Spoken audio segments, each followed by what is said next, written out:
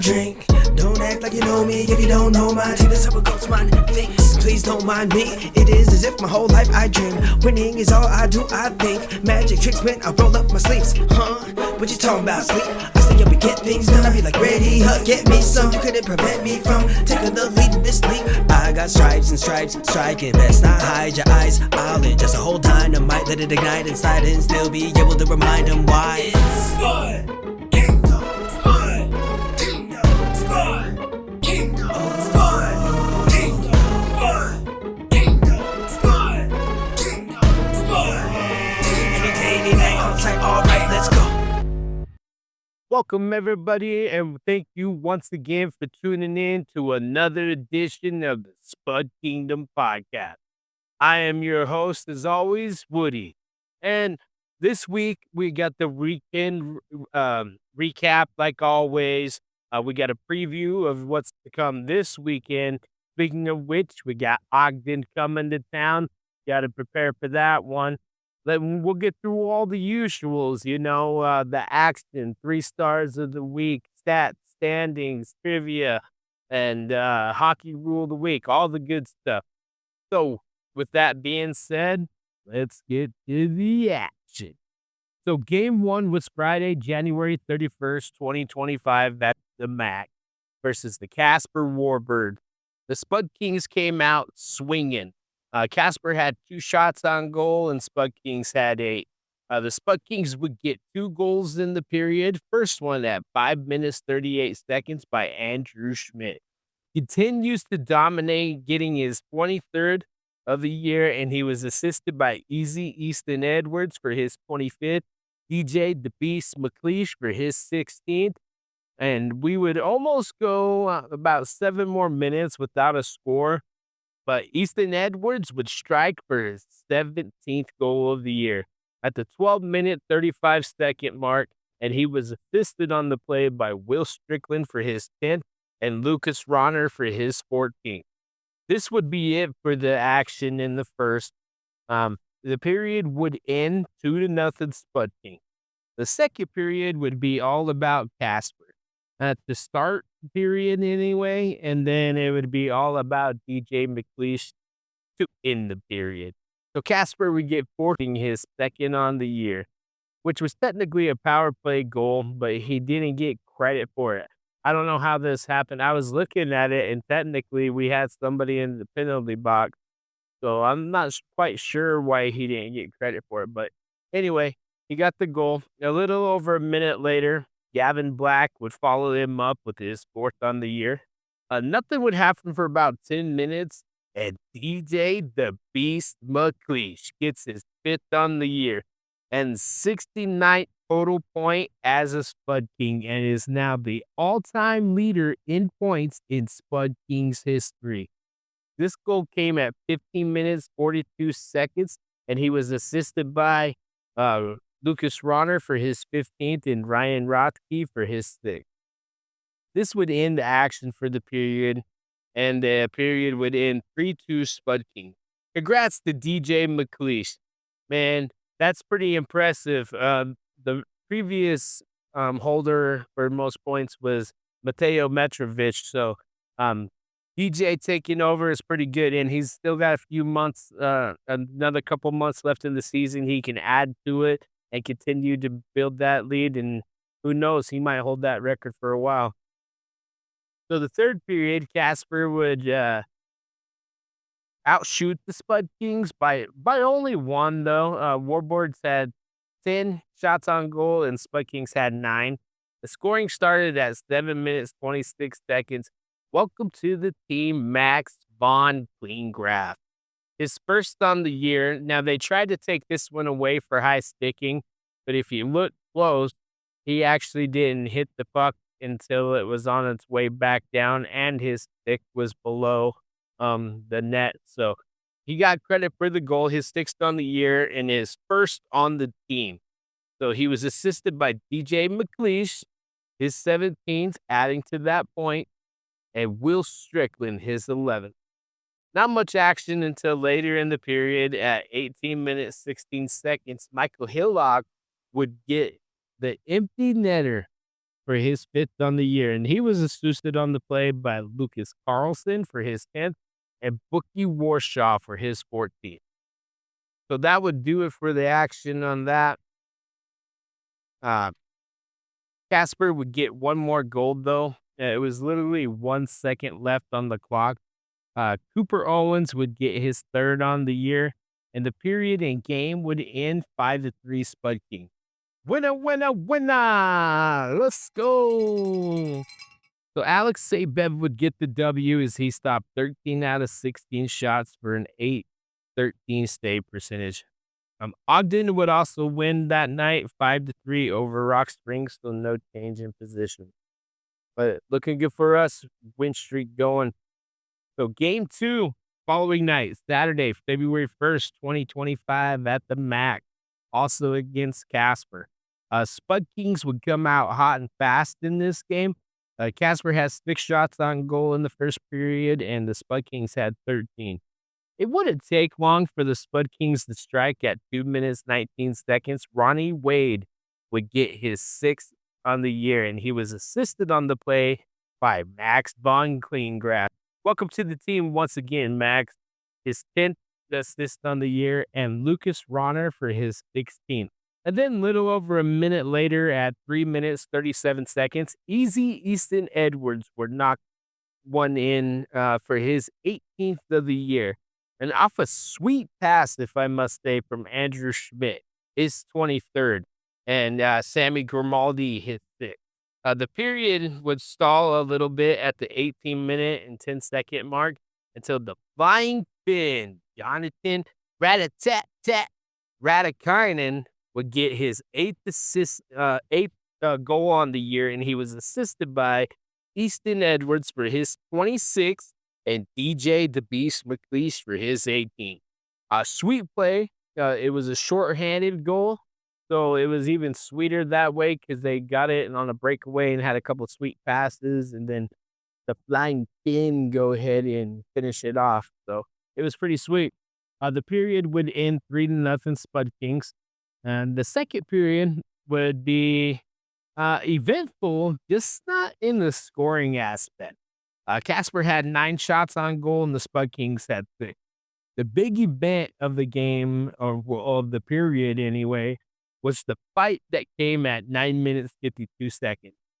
So Easton Edwards would get called for late offsides, and he ended up shooting on the goalie like right after the whistle blew, and that caused a little bit of a melee. The Casper players ended up pinning Easton up against the boards and was kind of attacking him, so our guys came in there to back them up. This would actually get Easton the Gordie Howe hat trick because he ended up getting into a fight right here as well. So he ended up defending himself, getting in a fight, got a lot of penalty minutes. Like I'm talking a grip, man. I was trying to count like all the penalties that they technically gave him, and it's too much. I didn't want to deal with it. But on the play, 4 Warbirds and 4 Spud Kings would get penalties. A couple late penalties in the period would lead to a Maxwell Rutkowski goal, would be his 7th on the year, and it was a power play goal. We had too many men on the ice, and something else happened right before that, so that we were on the penalty kill. Maxwell took advantage, and at 18 minutes 13 seconds in the period, he would get that goal, and the period would end 3-1 Spud Kings. The third period, not much action, lots of shots, only 1 goal though. Casper had 2 shots on goal, and the Spud Kings had 13. The 1 goal came at 12 minutes, 17 seconds. Will Donovan would get his 7th on the year, and he was assisted by Will O'Donovan for his 11th and Owen Byer for his 3rd on the year. The period and game would end 4-1 Spud Kings. Alex Sabev stopped 16 out of 17 shots for a .941 stay percentage and picked up another W for the in relief of Durkin. So let's hear it for him, man. Awesome job, Sabev. Way to step in and give Durkin a couple nights off. So Ogden would also win, beating Rock Springs 6-2 on the night. So the Spud Kings do clinch your playoff spot with the win, but the standings are still the same. And the standings are that the Spud Kings are in first in the Mountain Division with 59 points, and they clinched that playoff spot. 2 points ahead of Ogden with 5 points behind the number one overall in the NCDC South Shore Kings. So not only are we number one in the Mountain Division, but we could end up picking up number one in the NCDC before this whole thing's over. So pretty sweet looking into the playoff push that we're coming up to right now. So let's get to some of the overall stats. Andrew Schmidt is still leading the way with 46 points, and he's eighth in the NCDC. Easton Edwards the second with 44 points on the team, and he's eighth in the Andrew's fifth in the NCDC, and Easton is eighth in the NCDC. Had that backwards for whatever reason. Goal scoring leader, Andrew Schmidt, still with 23, and he's tied for second in the NCDC on that. Edwards is second on the team with 18 goals, and he's 10th in the NCDC. Easton, number one on the team with 26 assists. He's tied for 10th in the NCDC. Couple other, there was actually a few of them at 10th, though. Good to see him still up there, though. Schmidt was second with 23, and he fell outside of the top 20. DJ is creeping up in third place with 18, so keep an eye on that. Players of the month for the Mountain Division. Spud Kings had 3 people representing. Good job, baby. We love you, boys. Keep on going. So the people we had represent for players of the month was, for the forwards, Ryan Rothke. So let's give him a hand. I'm keeping DJ the Beast McLean. And then at goalie, your goalie, the wall, number one, Charlie Durkin.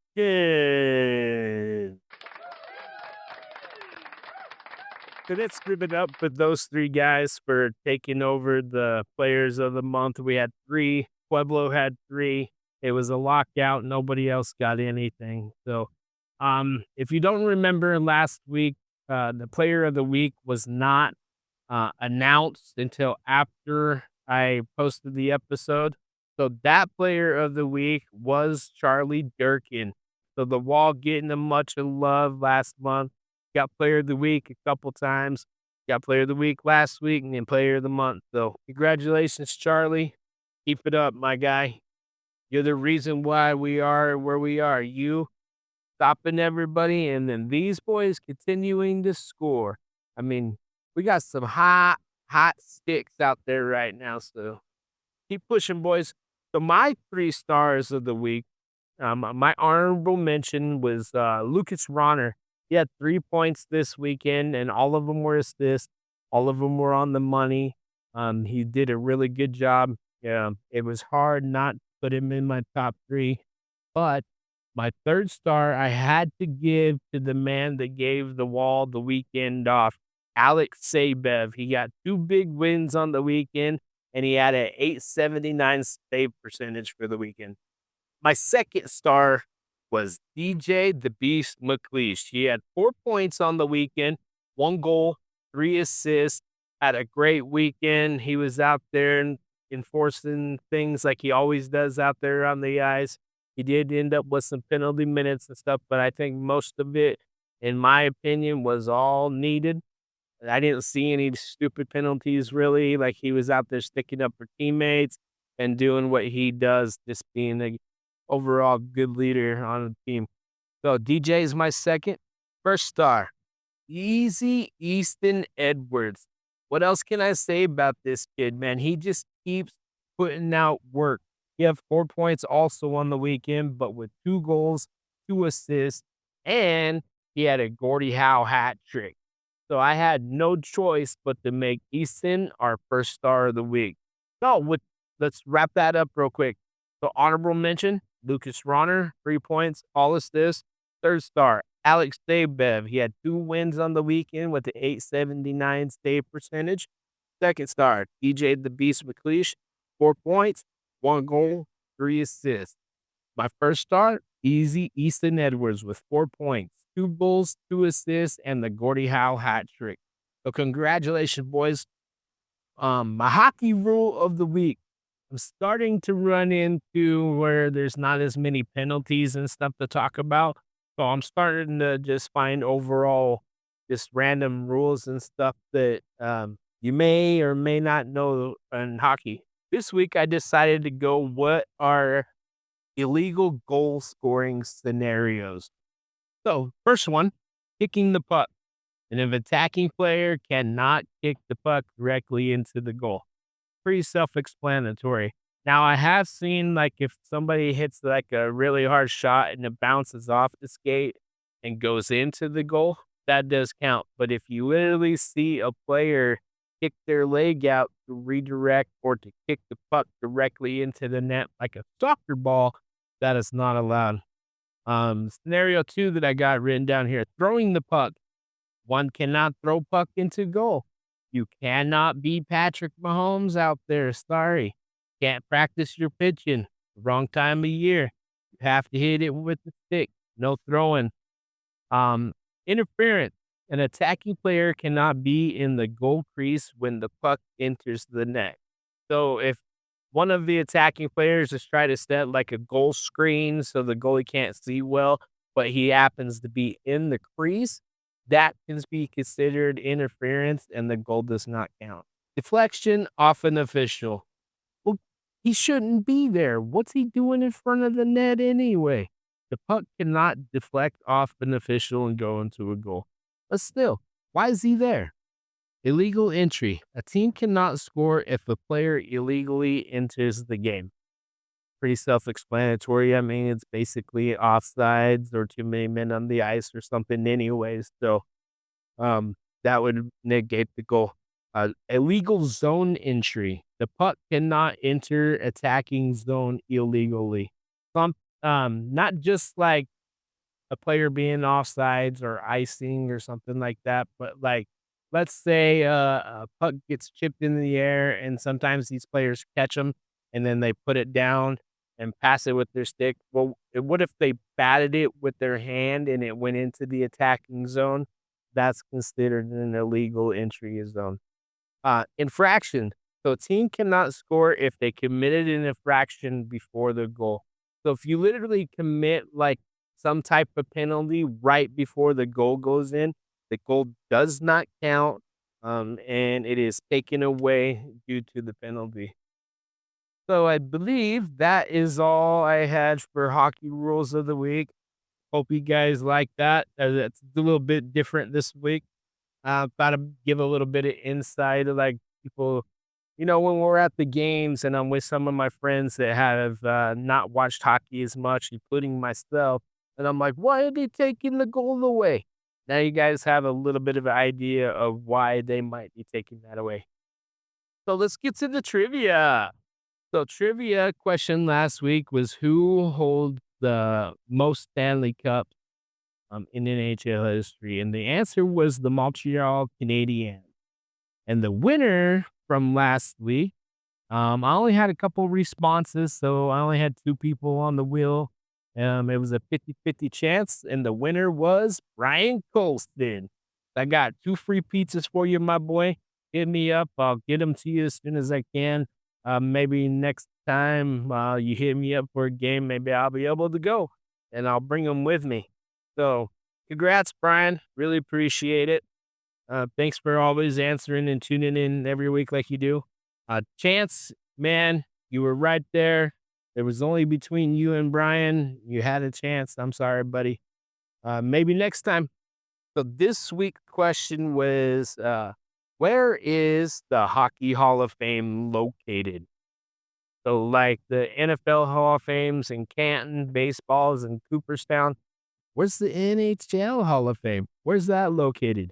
Hit me up on Facebook or any of the socials and give me your answer. I'll post the question when the episode goes live, and I'll take all your answers on there and I'll post the winner next week right before the episode. with that being said, weekend preview. Let's get to the weekend preview. We got a big game this Friday. We're playing Ogden, the most dreaded ponies. We're playing them here at home at the MAC. So we need everybody there. We need to sell this mug out. We need to get loud. We need to get proud. We need to get, let's get rowdy, as Javier would say. So, but Kingdom, we need you there. We need you to make some noise. We need to cheer on our boys. I can't come quite yet, so I'll be watching on TV. Let's get these guys cheered on, man. It's a big game. If Ogden wins, they tie us for first. If we win, that gives us another 2-point advantage over Ogden, and we can put a little bit of distance between us. So big game Friday. Game 2 on the weekend will be Saturday, but it is in Rock Springs at the River City Sportsplex. So if you get the chance to travel to Rock Springs and check it out, that'd be awesome. Go cheer on the boys. If you do, hit me up. I'd like to give you guys a shout out if you do. I'll be watching once again from home. And then let's see, Ogden does play Saturday at Utah Outliers at the Ackerd Center. So that's going to be a big game too. Hopefully the Outliers will get off of their little drought and come out swinging, and maybe they can end Ogden and loss for us. So let's recap, guys. We won 2 games this weekend. We kept our lead in the Mountain Division with our 2 points. At our 3 stars of the week, Say Bev, DJ, and Easton Edwards. Still in first. Let's stay there. I want to thank you guys always for tuning in. I really appreciate it. As I said previously, and I will stay in the future, I can't do this show without you. You are the Spud Kingdom. I do it for you. This is fun for me. I do agree, but I do this show for you. So thank you for tuning in once again. I really appreciate it. I am your host, Woody, and as always, go Spuddies. K-I-N-G, kings, meaning we seen things, and without a cheat sheet, a walking beast, no wanting peace until I'm knee deep in the rewards I need to retrieve. Keep the receipt once I receive what I work for, but never relieve. Better watch out, if you don't move, get ready to fall down. If you don't root for my son, I'm not proud. Like what you talking about, I'll pop out, even if it's hard out. Somebody let the dogs out, like they're coming for the dog out before being brought out. Whoa, they might need to keep me locked out because I will stomp in my stomping grounds till it's known this is